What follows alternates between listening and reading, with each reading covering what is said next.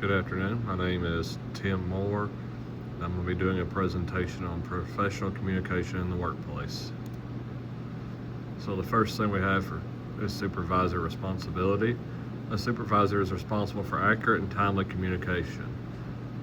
So anytime the supervisor finds out information that would affect his subordinates, he should take the time to understand that information and then get that information down to the subordinates as soon as possible so they have time to react to it. He's also responsible for ensuring the team members understand information. So you need to be making sure the subordinates are practicing effective listening and active listening. So ask them questions, make sure that they can respond with the correct information, that they know what their job is going to be, and how they need to apply that information to that job. You also need to make sure there's no break in the chain while passing information along. This is very important for middle level management to have supervisors working underneath them, that they need to make sure that those supervisors understand the information they pass down so they can get down to the workers as soon as possible and accurately. A supervisor is successful when the team understands what's being communicated. So once again, that goes back to making sure that they practice active listening and that members know their roles and assignments. So everyone should know exactly what their job is. And when you bring someone into a new team, they need to have a clear, defined role.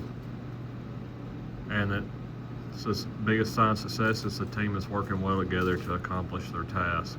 So if the team is functioning, the hit points are being met, and the task is nearing completion, that's how a supervisor would know that they're effective. So then it goes into our team stages. So you have the forming stage, and this is where the team's first brought together.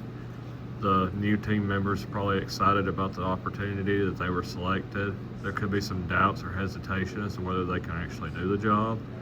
That leads into storming. So that's where team members start having conflicts between each other. It could be personality conflicts. One member may be jealous of another that they got an assignment that they wanted. But once those conflicts start resolving, you get to norming. That's where the team's starting to get comfortable with each other. Everyone's kind of starting to understand their role, how those roles work together, which leads to performing. So performing is you're actually doing the job, that the team's working well together and they're making their hit points on accomplishing the job. Once the job's accomplished, you get to adjourning.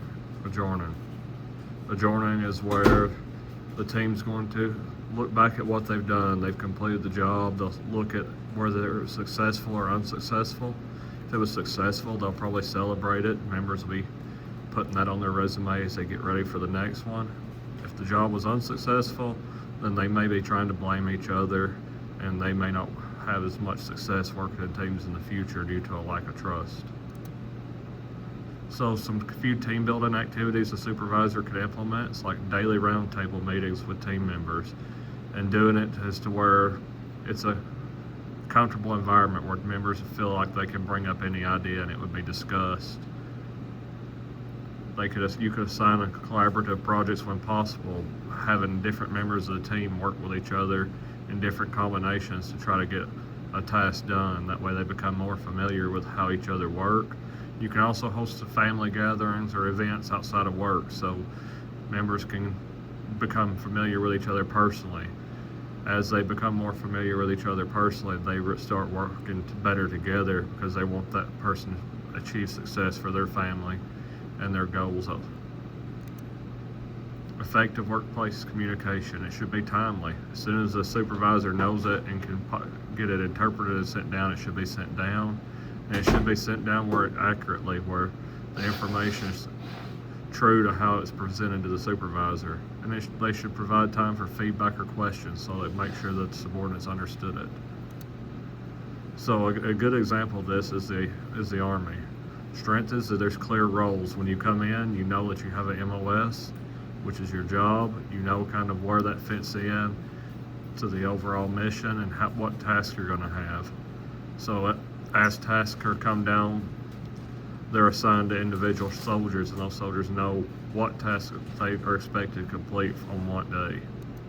Some of the weaknesses is that things change. Sometimes objectives can change with little notice, so a supervisor has to be prepared to communicate a change in information as well. And sometimes the chain of communication can break from higher up in the chain of command before it gets down to your junior enlisted. To overcome barriers, always practice active listening, ask questions. If you don't understand, ask questions of your subordinates to make sure that they understand. And always follow up with your team while they're working on the task. That way you can see if they're performing the task as how it was intended, then you know that they were actively listening and the communication was clear. If not, you may need to follow up and communicate it differently with them. And that'll be the end of this presentation.